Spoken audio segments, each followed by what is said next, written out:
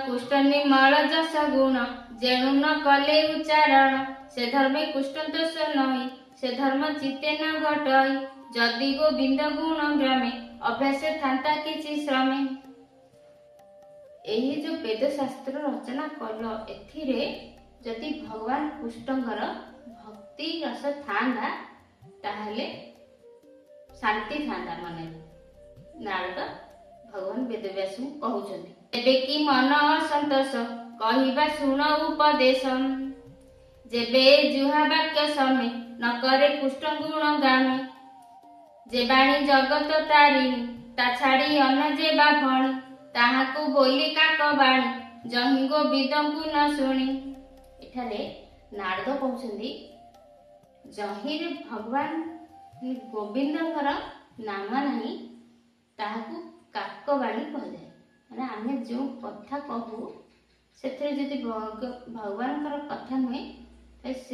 से बाणी तो काक बाणी। एठारे नारद कहउछन्ति जे वृथा कथा जेपरी वृथारे ही जाए से परी गोविंद जो कथारे नाही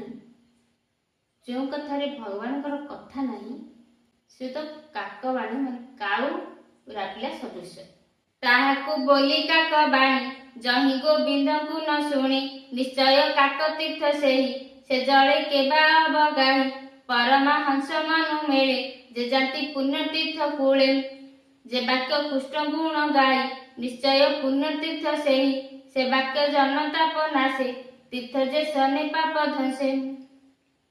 कृष्णर गुण गाथा जेबे प्रबंधे उच्चारई भावे पदवी शुद्ध जेबे हुए अंत नामे जस गुणे साधुक माणी नित्य बणे। एठारे भगवान वेदव्यास नारद देवर्षि नारद कहउछन्ति जे तीर्थ जेपरी पाप धंसे से परी भगवानकर ए भागवत बाणी जो शास्त्र रे गोविंदଙ୍କ नाम अछि बाणी अछि सबु पाप ध्वंस करदी।